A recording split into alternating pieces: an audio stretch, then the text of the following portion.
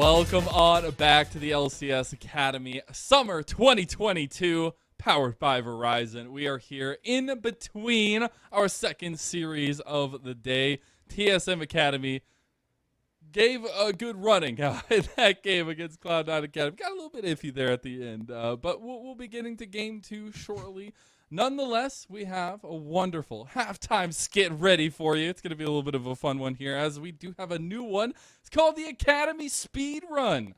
All right, so I'm going to have my guinea pigs here, Cubby and Magical, be the first testers of this. And it's going to be a fun walkthrough. So I have chosen 2 plays. All right, two plays. They are 10 seconds each. And the idea here is I'm going to have one of you, while the other person is blindfolded or covering their eyes. We have trust here in Academy. I volunteer to be blindfolded. Good thing you have that at the ready. One person is going to describe the play to the other person who is blindfolded. They are going to walk through the play as it plays. Now, you will just have about 5 seconds to get your bearings straight on the play. Then the clip will play for 10 seconds. And you'll have to explain during those 10 seconds what is happening in the play. What are the major storylines? What is the major thing that is happening in said play without using major names, major abilities you can use.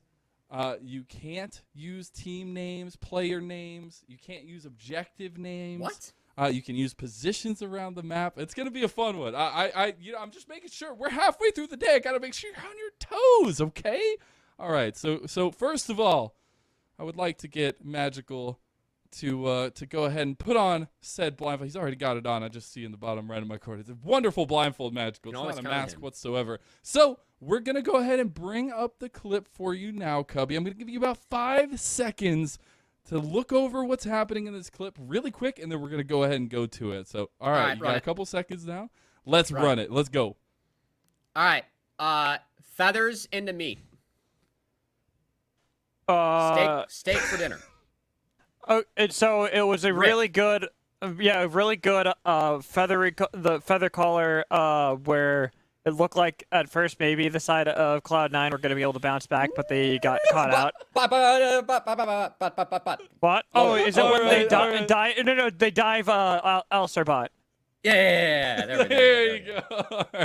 All right. We're gonna play the clip back for Magical. See, yeah, I see you though. You thought it was that team fight, the Cloud9. I did, but then you're like bot. I'm like, oh wait, I know exactly what one it is then.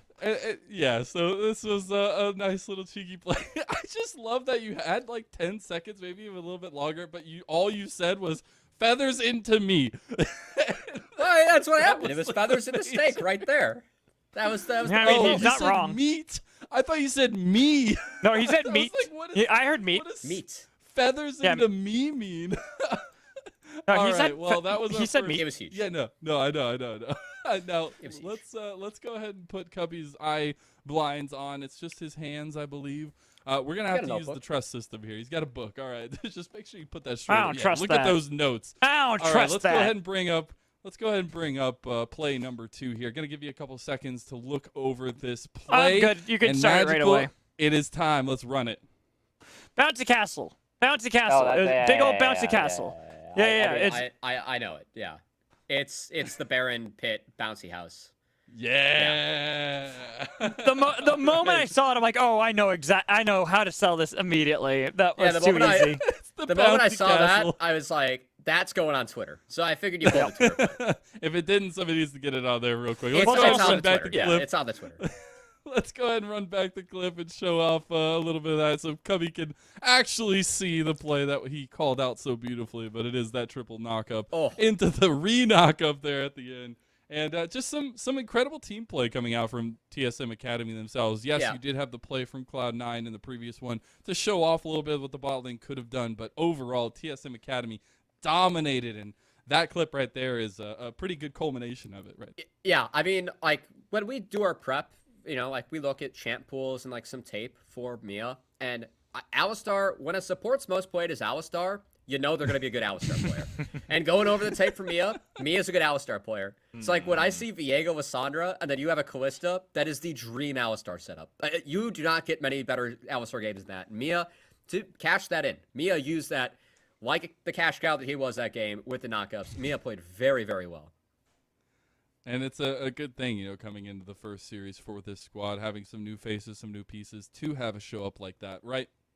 Series not over yet. You still have another one, but to see these pieces working out in the way, seeing Soul being able to put some contention up in the top lane as well, but working well with Hyper, Takeover, even Instinct having some pop-off moments. But I do want to go back to a little bit of focus into the mid lane as well, and go back to the conversation of the couple mid laners who are staying here, Copy and Takeover, and how this first game kind of went for them, Magical. I mean, I look at how the Copy Takeover matchup was between the two of them, and it seemed to me that Takeover was finding the upper hand in most situations. He was able to roam first, or he had vision placed down, so the plays Copy attempted didn't really work out. If you think about the play that they attempted top lane when they were looking for Soul, and Takeover had already booked it towards the top lane after recalling, he was able to read Copy like a book that entire game. And like for Takeover, I feel like this is a big level up because honestly, like when Takeover first went to LCS, we felt like he was a mid to low tier mid laner in Academy. I like looking at some of the other mid laners. We knew that Takeover, you know, had hands, had potential, but I think that it really took him playing at that level and being like, you know what, like I can play here. I do belong. Like I belong here. Sometimes like you just need that as a person, and it feels like ever since Takeover's like had that, he performed really well with TSM.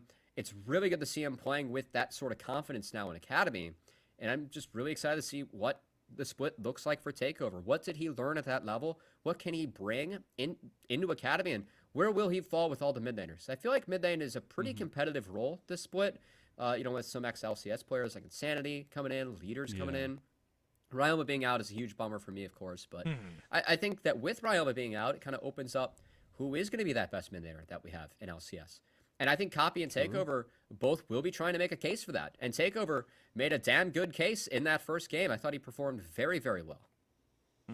And I think that's super important for TSM Academy coming to this one. When they didn't have the greatest of spring splits, they needed really something to bring up the brand a little bit, I feel like, in Academy. And this is a good way to start it off, right? Like seeing some of these prospects actually pan out with the team, some of the pieces of the team that was trying to attempt something in spring. But I do want to hone in on you, Cubby, for a second. Maybe not call you out, but ask your brain a question here on Sheedon. You know, it is one game. It was a loss. But how does this prospect look to you so far? Did you see anything that kind of stood out? No, it's one game. I think that Sheedon's game got like wrecked by that bot lane roam. The bot lane at TSM really having a good start, getting that flash level 1. I huge credit to Instinct and Mia. What they did with that lead, snowballing that into more, that's textbook League of Legends. And to have that already, like when there were roster changes against C9, now that's C9 again in a tough spot. They have subs. We don't know how much scrim time they had, if any, going into this. Both Alorum and Trevor are competing on amateur teams right now. As I didn't mention that Trevor's on COG Faith, but Alorum on Team Fish Taco. At the moment, I believe they were just knocked out of the first OQ, but still, you know, that's where you're spending your time with scrims. So it's really tough for C9. I'm still hoping that like we get more looks at Sheedon and better looks, but I'm not going to be judging this player until, you know, we start seeing Sheedon play with the full roster, which I expect to be very, very competitive and one of the top of the table rosters that we have in Academy. So I guess for me, it's looking at what do you do to make this roster a little bit more comfortable going into the second game? Because obviously, you know, it's do not over-index on cleanse. Do not give free cleanse. Okay. Like Lissandra, Lilia, Gangplank feels so good into that. Like, oh my god, you just you build Hex Drinker and eat oranges, and no one can hit you. It's so free. So I think that combo is a little bit it's a little bit too much. I would not go for Lissandra Lilia combo again. That's I also would like to see Copy on something that is a bit more of a carry. I get the counter pick into Ahri and stuff and facilitating, blah, blah, blah, shit. And I look at Spring Split. Copy was doing really well when he was put in more of a position to carry games. And I actually would be more excited and more interested to see Copy go back to that style as opposed to just trying to build up Sheedon the entire time. maybe with the sub squad, like freeing up Copy, but still, like historically, I really think the Copy, he can play the carries, but like he really stands out to me when he's running the map. And I think we saw some of those That's timings true. and some of that potential there. But I mean, props to TSM. They had great reads. I thought they had a really solid game one, and I'm curious to see what kind of adaptations C9 makes in game two. I will say the standout for me was the mentality for Cloud9 Academy, where even Cubby was a suspect of this, being down on the game, say Cloud9 Academy, oh, it's over, it's done and dusted. But then they find a way through a little bit of stinky cheese to get a pick off and try That's to find a nice. way back in and make it a little bit more difficult of a win for TSM Academy. I think that shows a little bit of the grit that the team can have and some of that mental capacity within the game to make those decisions and realize you're not necessarily in a winning position. Let's find something that works. Let's do something that we know can get us an advantage here, Cubby. Yeah, and I mean, I think some of those adaptations immediately, like, if I'm playing with a lot of subs, I usually like red side. Just because you have a couple counters and you might be able to use that to naturally win a lane or, naturally win a draft. I think that TSM's draft, like, if I looked at that draft without nameplates, I would say that TSM's draft wins 80% of the time. When you look at Alistar, Gangplank into Lissandra, Lilia, Viego, like, it is way too efficient to take cleanse and to have the free cleanses. Like, it's very difficult to play for C9 if they do not get ahead early. We saw the first two Glacial Tombs go sideways for them, and I felt it was a very difficult game from there. So I think for C9, a better draft would help. I think red side, especially at this level, not having pro play, getting a couple of those counters or comfortable counters, I think helps a lot. And also, you have Alorum. Alorum, historically in amateur, is someone that, like Philip, is willing to take those blind picks so that the mid laner can get counter. So maybe an R5 copy pick could be the move if C9 opts for a different side or things get swapped up there. And then Magical would get exactly what he wants. Through some technical difficulties with champs, like we are now ready for our second game of our second series of the day. So Magical, Cubby, it's all up to you. Thank you once again, Mizzo. We'll see you after this for a nice interview, but in the meantime, we got to get through our second game in our second best of two. Swapping sides, TSM Academy now on the blue side. Still banning that Graves, though, and the Kindred, not letting she didn't have those comfort picks. Yeah, and we'll end up seeing if that ends up switching up here. As Sheedon, of course, that Viego, I think, was comfort, but also keep in mind that Lee Sin for Hyper. Was he the one making the proactive plays? No. But was he the one surviving everything that was being thrown at him? Yes. And then enabling for TSM to turn it around? Absolutely. So I'm pretty curious to see what happens with that Lee Sin pick. TSM are not afraid to first pick it. And if we get to see the Sheedon Lee Sin, everyone's in for a treat. Sheedon's Lee Sin is, I mean, it feels like any up-and-coming jungler we have, just has a nasty Lee Sin. Sheedon's Lee Sin is filthy. So part of me hopes that we get to see that, but we'll see how this draft ends up going. I have a feeling, Cubby, that if Lee Sin is let through, it's going to be first picked by TSM. It is let through at the moment. We could see a Wukong or a Senna. Those would also be pretty popular first picks, and I think also worth noting, Lulu is not banned. So if a team wants to just slam Cog Lulu, that is an option. It is definitely a possibility, and I'm looking to see with that Lee Sin hover, I expect it to be locked in, just because it has been something really strong. But then also you talk about that Lulu Kog'Maw bot lane, and that's something that's really interesting to see whether Trevor and Wixie would be willing to play that, especially because it does take a little bit more resources to make sure that Kog'Maw's doing well. We'll see. I did tease the Wukong. Wukong, very popular right now in the meta, can be flexed between both top and jungle. And Alorum, of course, known for his Wukong historically too. So I like this start already a lot more for the side of C9, as that Lulu also picked up. I like that pick because now if TSM goes Lucian Nami, you can counter with something like Aphelios Lulu. That's a lane that historically has actually done pretty well in a Lucian Nami, and I think some teams have prepped for an answer. Or you can go for the Kog'Maw and get that power pick pairing that has been really, really good on this patch. It looked like instead, TSM, looking like they want an Ezreal Karma bot lane. Something that can really harass and poke down. Something like Kog'Maw that, again, he kind of needs some help. He needs a little bit of assistance. That's why Lulu works so well with them. but he also doesn't have the best range, especially early into the game. Yeah, when you're playing into Kog'Maw, a lot of it's punishing the windows that W is down. Because when that W is down, Kog'Maw is really low range and very weak. It's just that when the W's up, that's why Cog Lulu is so good, because when you pair that with the Whimsy, with the shield, it enables Kog'Maw to walk forward, tank up those few hits, but really trade out that damage. So it will be the lock-in for C9. This is a much, much, much better start to draft for C9. I think they have a much better chance already in this game. And getting into the second part of bans, unlike in the first game, when it was both teams focusing top side of the map, they've now gotten jungle and bot side. They've made sure to change it up, so this will allow a little bit more of that ban that we wanted to see, especially towards someone like Soul. Gangplank gone, but then taking away Ornn from Alorum.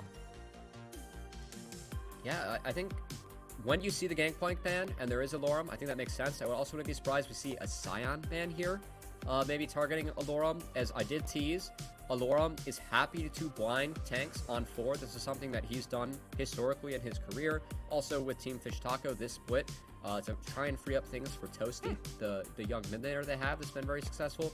I do like the Orianna ban, because Orianna is like that control mage that also powers up Kog'Maw, and with Wukong pairs really well. So I feel like that was a nice ban, but I did tease Alorum blinding a champion. That will be the blind Scion, and some answers taken off the table for Soul. So we'll see if Soul wants to go for something like a Camille. That'd be pretty good to lock down the Kog'Maw, but TSM don't have a ton of follow-up at the moment. So I'm kind of expecting some over-the-top damage. I think Victor would be really good for takeover. So it's funny, because I was about to pick your brain and ask you what you think is going to be picked for Soul into the Scion. But at the moment, we're going to have to wait to see if it's going to be Twisted Fate, and it is. Yeah. Okay. This tells me they really want to attack Scion and attack side lanes and play fast. The other option for TSM would have been taking someone like Victor, utilizing the range, the burn that you get, to try and poke out the Kog'Maw with the Ezreal. But this tells me it is a quick game plan for TSM. They want to break the game open early, and I'm fully expecting something like a Fiora or a Camille here, because they have the Twisted Fate to go support that match from top lane.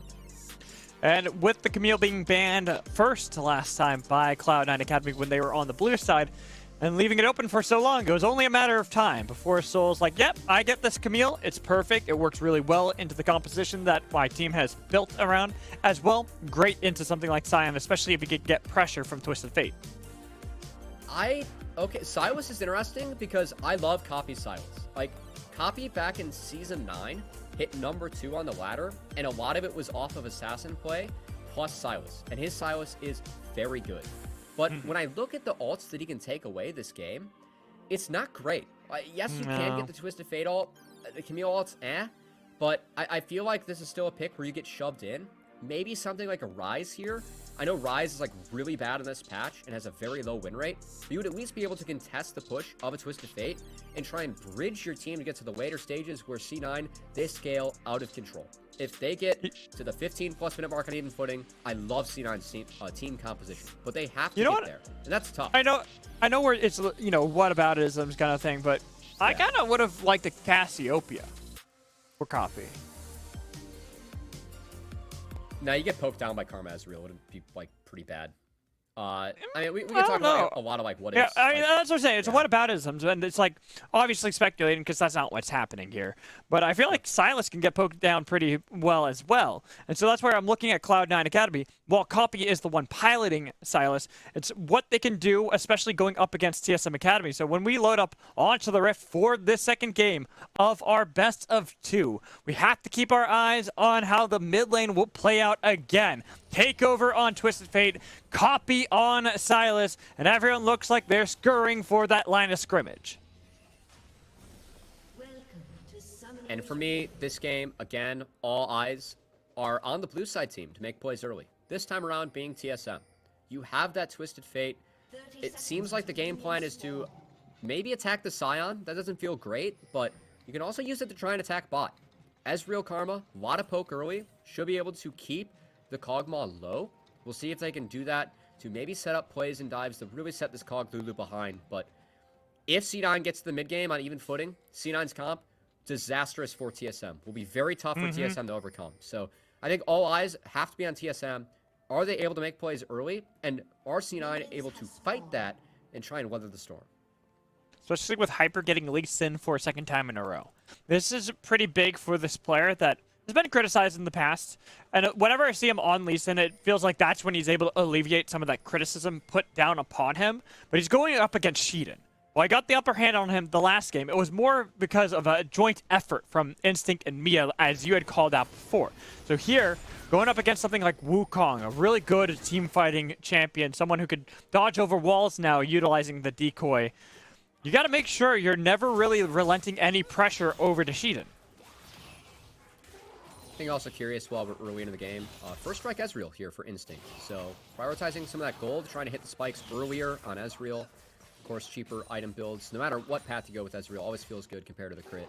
One of the reasons that in the range that we always see Ezreal sneak into the meta, as both junglers are also pathing bot. So got to look out for that bot lane. And for me, I know I've teased that all eyes are on TSM and this early game, but on the side of C9, I want to see if Sheedan and Copy can try and break this, because they did get counterpicked to both Lee Sin and the Twisted Fate. They're able to utilize their counterpicks. That could be big in trying to, make sure that TSM doesn't get that free setup and isn't able to quickly snowball this game, as Sheedan might already be looking for a bit of a cheesy gank.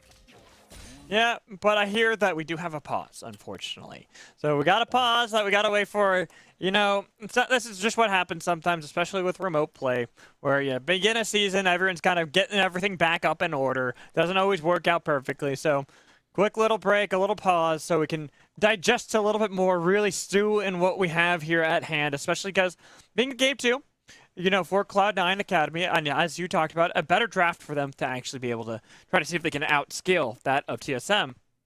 It puts a lot of the onus onto TSM Academy to play aggressively early, to be the team that gets these leads.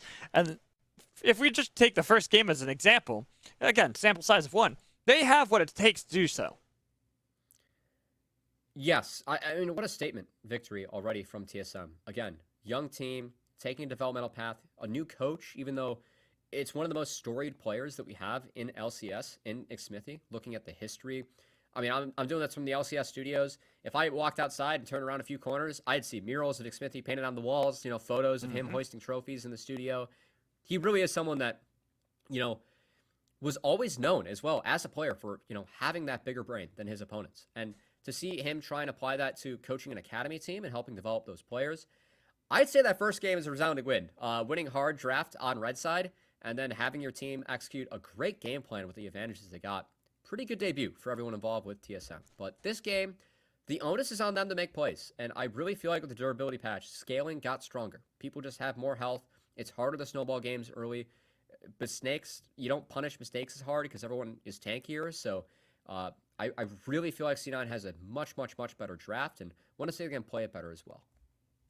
That's do I. And obviously, with a pause really early into the game, hard to really tell.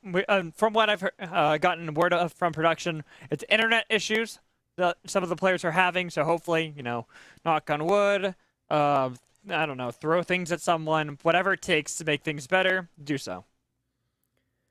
Yeah, and we'll see if we can hopefully get these resolved soon. I mean, I don't mind being stuck in the LCS studio. Of course, been here since the Proving Grounds finals, right? I just hit out in this room. So wait, where have you been staying exactly? Is it like a crawl space or what? So this table behind me, actually doubles as a bed. Yeah, it's it's about as far as I can turn with the desk setup, but yeah, doubles as a bed. How? It's got a pull out. It's got a pull out. Pull out, throw a couple of blankets on there. We're good to go. Where do you get the blankets from? There's more room off camera. I got plenty of room over here, and I got a whole kitchenette.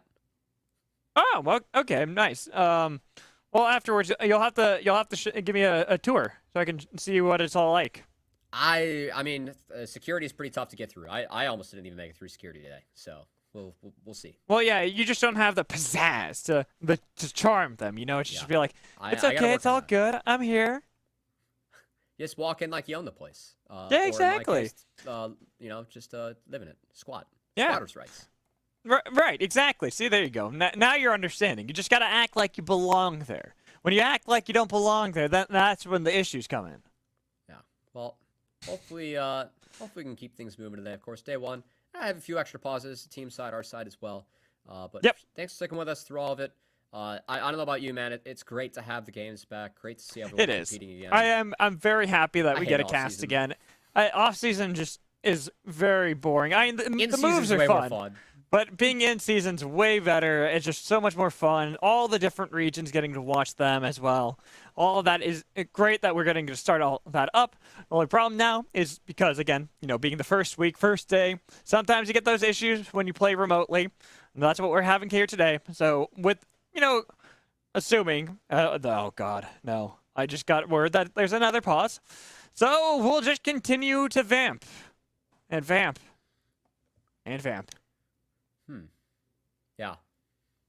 I don't know. This is where you usually come in, Mad Magical. You got all. What do you want me to do this time? I wasn't prepared. We haven't had games for me to vamp on. I'm just coming in here. I got Pop-Tarts. I don't know. I got sodas. I got my new notebook. It's got a dragon on it. Very cool.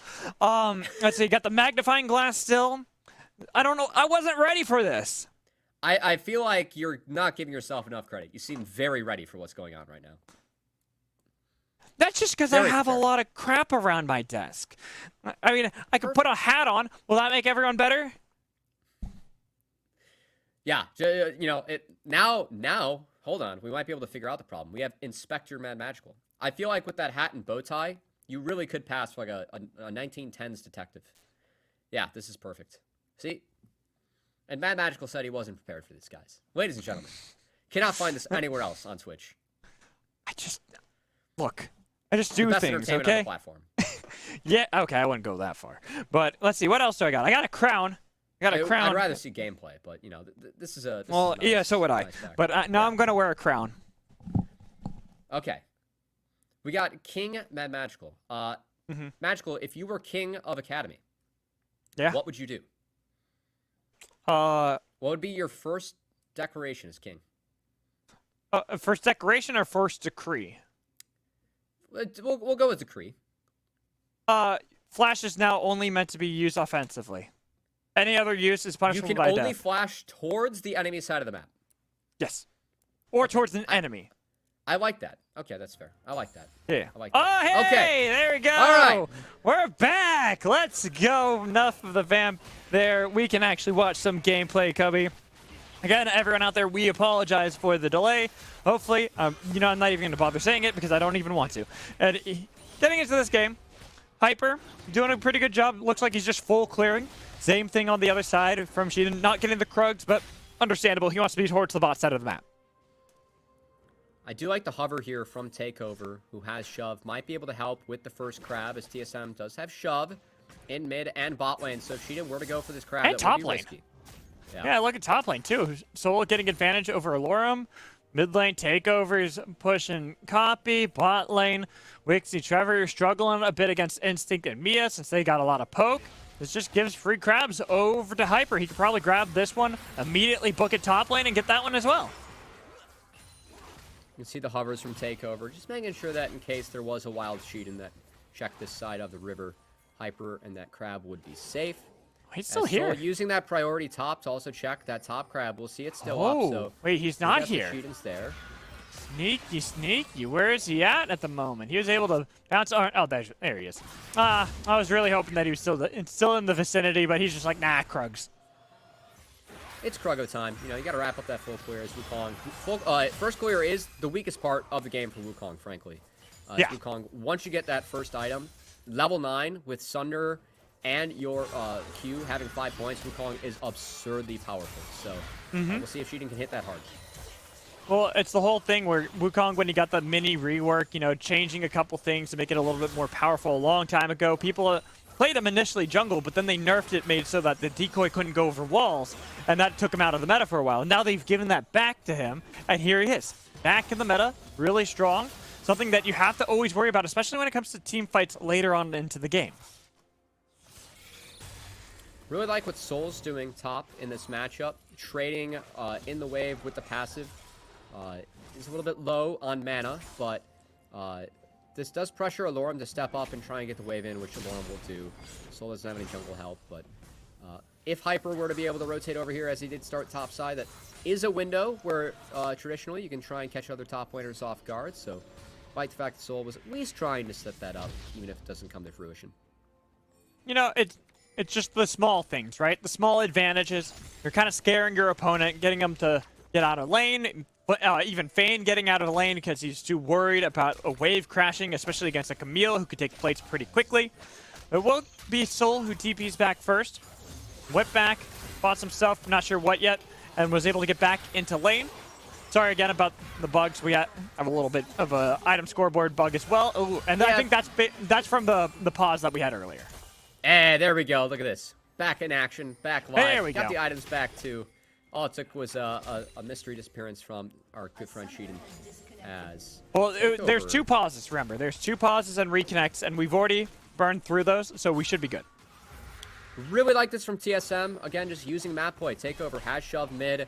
TSM's bot lane reset. C9's did not, so means they come back to lane. They get pressure. Utilize that to take the early dragon, and now TSM have the opportunity to take both of the first 2 monster objectives. This first dragon being off the table.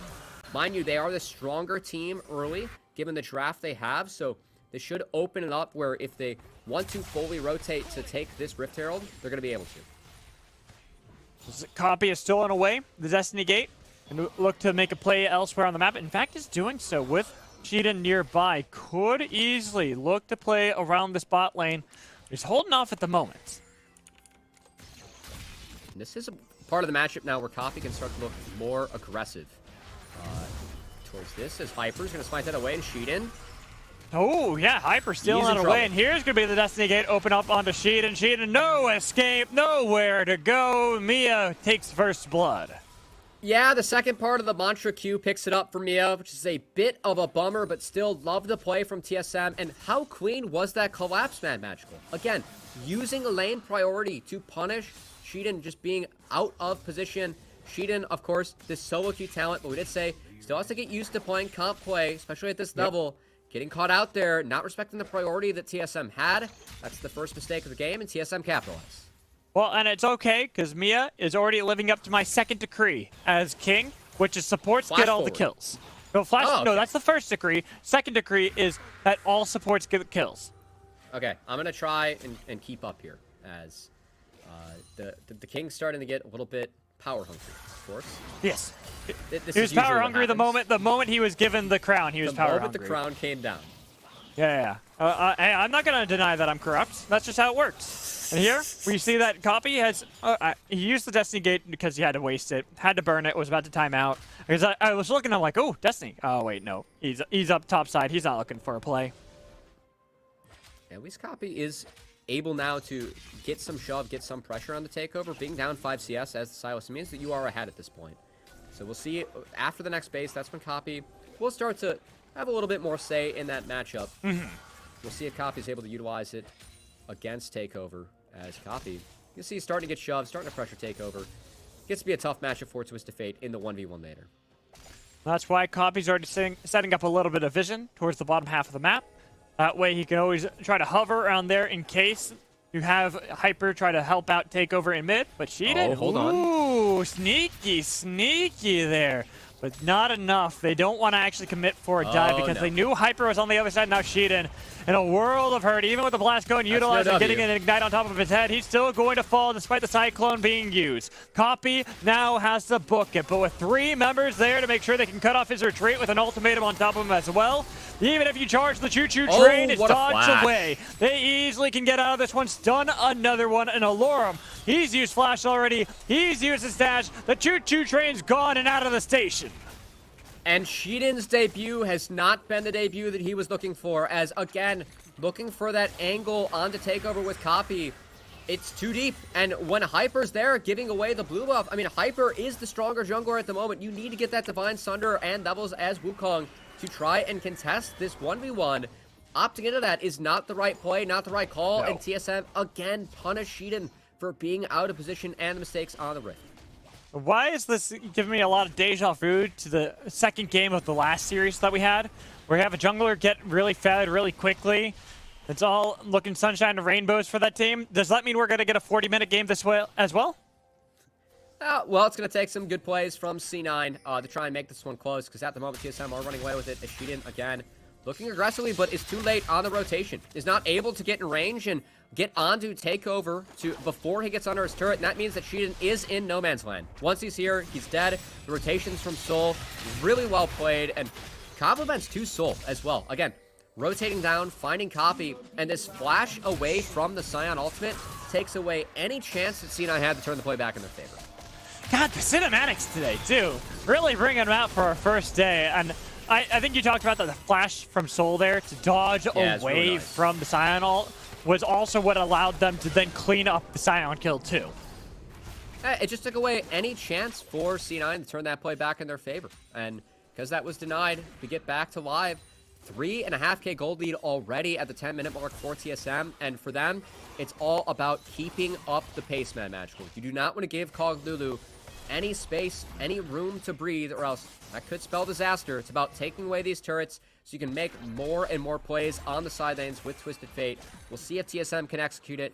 Taking Kelly is the right start by grabbing that first Rift Herald for yourself. Well, you talked about the monster takes. First Dragon for the side of TSM, the first Rift Herald taken for the side of TSM.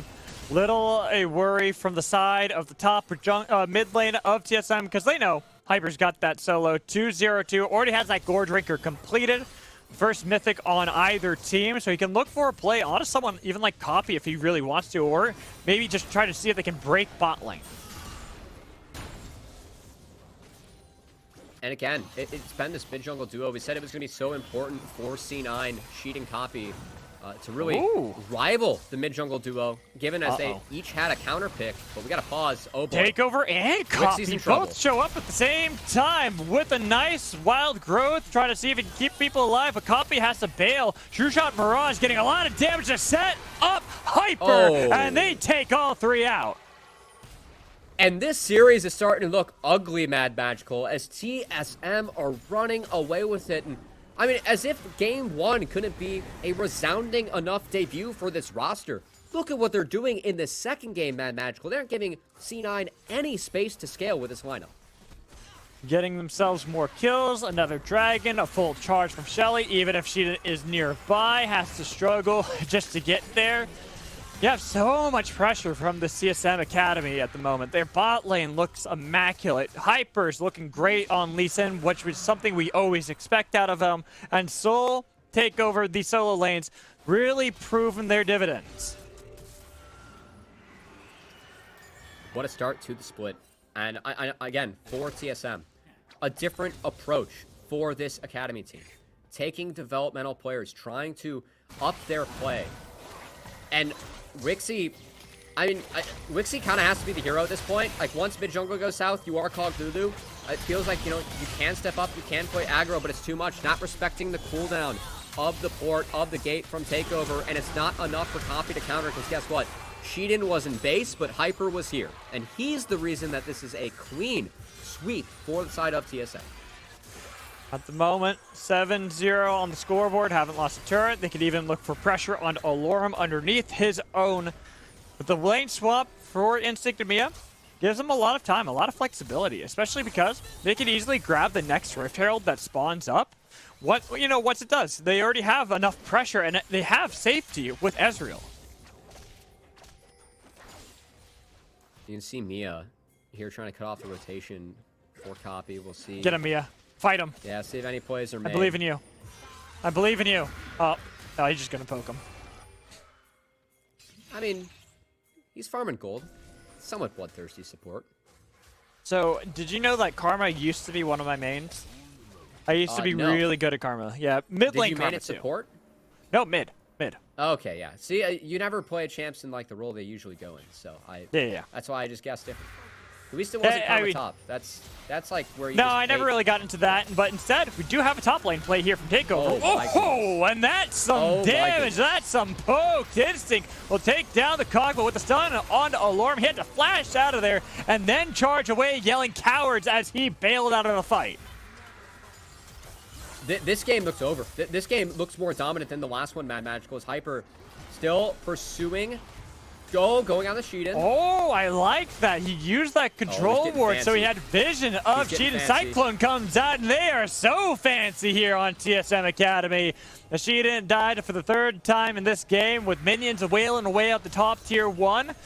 TSM, look, it's only 15 minutes into the game, and they're looking powerful. Even if you have Copy here looking to see if he can get the ultimatum on Mia, Mia will be the sacrifice. No perfect game, but it already is pretty much perfect for TSM, so it doesn't matter. At least Copy's able to get one shutdown on the Mia, but still, TSM, the plays they're making, man, Matchable. This is a 9K gold lead. 15 minutes in week 1, and for C9, it just doesn't look like these guys are playing against a team, and that is somewhat understandable. Again, subs, 3 subs. Stepping in that second. We know the ceilings of some of these players. We've seen them play in amateur before, in academy for some of them as well, but it just hasn't been there, and I think specifically for Sheeden has really had a tough go at things in these first 2 games, just given everything that TSM's thrown at them, but it's been the style, right? One was scaling. This is attacking, and TSM continue on the attack. Goodbye. Wow, I love how Soul's playing there too. Really playing with power and fire to dive onto Trevor. And then Instinct here can just solo out Wixie if he wants with the Destiny open up. The heal does save you for a little bit of time, but they still can get the kill and killing spree for Takeover. All right, this is a scrim. We're breaking out the FFs. That's about where this one's at. 10K gold Well, lead. yeah, I would assume at 10K gold lead at 16 minutes would be an FF. Yeah, as Copy. No, Hyper, he's got this. I think he's nice nearly cancel. the same level. He had to kick him away because he's too afraid of this Lee Sin. Even tried to have some fancy feet there Copy's with playing all Sheeden right. on the other side. But look at how long Copy survived for it. Even though Hyper is unstoppable, it took a long time. Now Sheeden with Trevor nearby. Where is the ult? Where are you going to jump in? You died. no. You got to shut down on an Instinct, but it's Hyper you got to really worry about because he can chase down Trevor for a dominating status. Oh, an Instinct falls, but it's still disaster as now Soul chasing Alorum on the wrong side of the rift. All right, TSM, they're just playing with their food at this point. They're just like, yeah, we're so far ahead. It doesn't matter. We can do whatever we He want. missed the cannon. That's good. Frozen Heart caused that. See if Alorum can sneak out. Oh, yeah, that Frozen Heart's really... not Frozen Heart. The cannon's really going to make up for the 11K deficit, right, Cubby? Right? Well, especially when you just get a solo kill like that, right? Right, Cubby? Soul might go down. He'll go down to the zombie form, maybe. He could always try to see if he can battle back. He still survives! Oh, it's Schnasty as Soul schmoving on him. Taking down Copy, went for the Hail Mary TP, and TSM starting to run away with this game. Again, looking ugly for C9 as... I mean, what else is there to say about this game, about this series, man, Match? I mean, TSM looking good. That's what we can say. I want to see TSM, I don't want to jump to too many hasty conclusions here about TSM, as again, C9. I said they're looking good. I didn't say they are necessarily. Yeah. Well, I mean, I'm not going to go and say, TSM look like the best team in the league, right? Going up against C9. But the fashion that C9 are doing this, the dominance that they are doing this in, and some of the style, too, the individual outplays, man, Matchful. What more could you ask for when it comes from, or when it comes to an academy team debut? Especially this 1v1 against Alorum and somehow surviving even after there is backup from Copy. I mean, I do respect the TP from Copy. Again, it's Hail Marys. You're trying to get anything back in your pockets as... Oh, it's painful. That auto, though, from Soul, so good. Getting the passive, getting the Divine Sunder heal as well. Really good Camille play coming out of Soul, who is having a hell of a debut in Academy. Copy. I legit thought we were past 20 minutes, and then I see Rift Herald. I'm like, why is Rift Herald still out? I'm like, oh my god, we're not even at 20 minutes yet. It's nasty. It's been tough. Oh boy. Bye, Copy. You're just dead. I'm not even gonna bother because mid lane is a little bit more important. Wixie falling to Instinct and Mia. They've got that passive there for Kog'Maw, but with even 4 members there in the mid lane against 2 of the side of TSM, they were able to get 1 kill. They could even look for more, putting down another control ward to make sure there's no way Decoy is going to decoy them. And it's the Hyper Lee Sin show now, as look at the dodge. Oh, he died. Okay, he died. I was not going to say anything because I was about to say somehow he's going to survive. No, never mind. They're going to all die. They're going to all die. True Shot Barrage, Soul's there. He gets a kill. Lorem's there. He's dead. Zombie form, blah, blah, blah. It's over. I mean, Wixie... Oh, he missed that creep. It's pretty over here. I mean, I think one thing for the side of TSM, like we talked about debuts and making a hell of a one debut chance to leave a good first impression. How sick of a first impression is this from Soul and Mia? They have been absolute beasts in this series for their academy debut, and I mean a bit of a surprise because obviously coming in, I mean, again, I still feel like Sheeden is one of the most exciting pickups that we have in academy, if not the most. It was the one I personally was the most excited for. Sheeden has really struggled in this series, and part of it, it's got to be sub-squad coming in, but I think Sheeden is learning the lesson that a lot of academy junglers learn early, which is you got to put respect on the Hyper's Lee Sin. Yes. If you don't put respect on the Hyper's Lee Sin, this will happen. I thought they would have banned it after the first game. They let it through. Of course, it's first pick. And now they're suffering the consequences of their actions. Here's TPs. They're trying to see if they can steal away a Baron, but the fact that Lulu died so quickly pretty much illustrates what's going on. The kick onto Congo, Wixie's gone, and they can clean up house here, even if Sheeden tries to keep some distance with that Cyclone. Alorum taken down by a rampaging instinct. They got the zombie form, chasing them back, but no. Not going to go any further. It is just TSM peeling back, securing control, and even looking for that Baron yet again. Yeah, Sheeden's up, but this should be the Baron. Any hope of a comeback relies on Sheeden trying to make a steal. His takeover crashing wave will get chased off. But yeah, there's no way Sheeden gets in the pit. Sheeden should be going down here. Yeah, I was about to say, he's just about to die here mid lane, especially against Soul, and take over the combo, diving underneath that tier 2 turret like it doesn't even matter. Well, on the bright side, nice at TSM to try and help us catch up on our schedule for the day here, Mad Magical. As this game 2, it's been quick. Looking to end soon, as that is the Baron, 27-3. One of the most lopsided games I have seen covering Academy for the last year.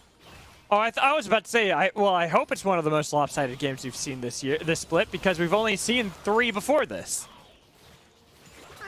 For the last year, that's a pretty big sample. Yeah, no, that's what I'm saying. Once you said year, I'm like, okay, you want to talk about the replay, or should we just talk about memes? Well, TSM do a lot of damage. C9 do not. So, also, Hyper had some schmoves there in that fight. Yeah, TSM win the fight. That is my analysis. Please enjoy. Yeah. Well, that's what I'm saying. Hyper had some schmoves. I like this play. The kick that he got onto Wixie, pretty much right in the middle of everyone. It was like, he's just like, this is now mine. You no longer have Kog'Maw. Hyper has over a 70% win rate on Lee Sin, and I think like 20+ career plays. Now, some of that does include collegiate play, but it doesn't matter what the meta is. I feel like you just have to take this champion away from Hyper, or else he will do nasty things. He has always performed well on Lee Sin. Always. That's how they won their LCS locking game. All right, one more. Here we go. A little bit of a flank angle from Sheeden with the wild growth on top of him. They've created enough distance so Soul could be tickled by Wixie. Chased down with Trevor now in danger. Soul re-engaged, but he goes golden to make sure that anything that was attempted by C9 gonna go awry. Soul diving inhibitor turrets and taking out people. All the while Hyper one-upping him as he dove down between the 2 Nexus turrets.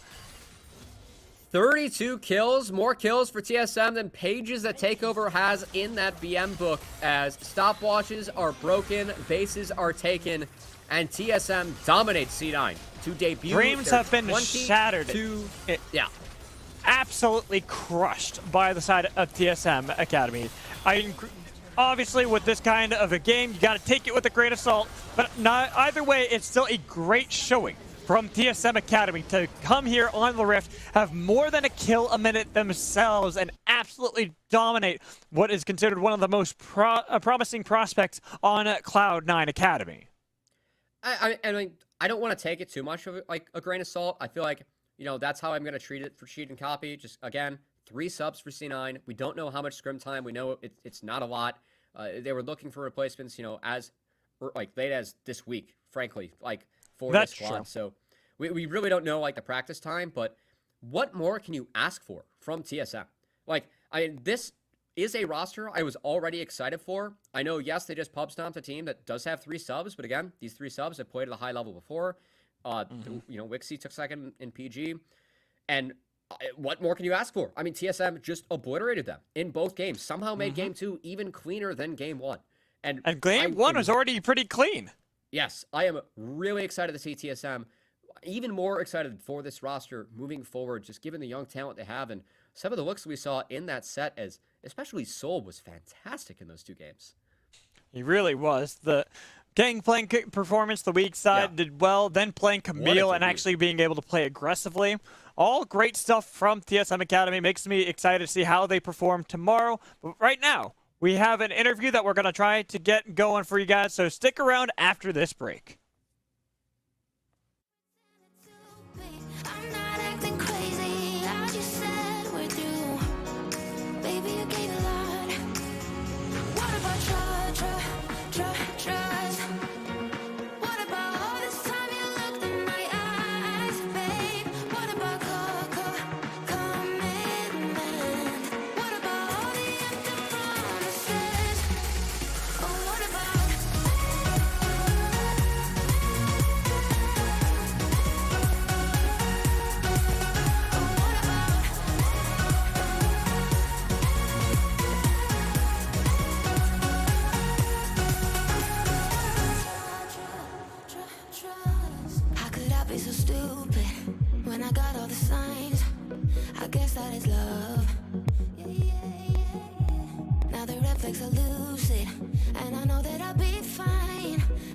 Self-love.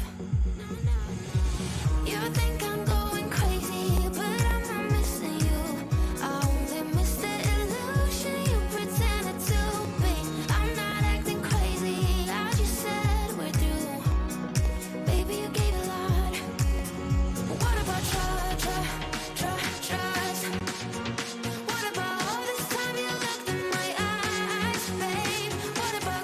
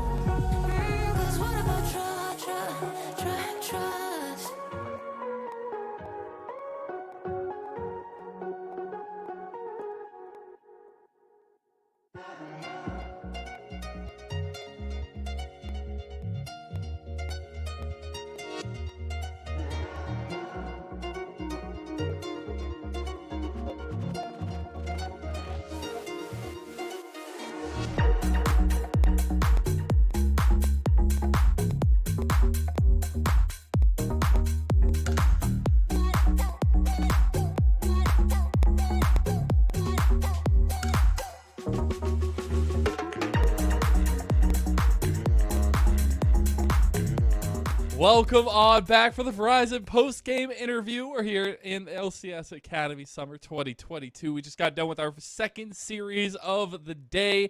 TSM Academy coming out with a dominant 2-0 victory over Cloud9 Academy. I am joined by the brand new top laner for TSM Academy.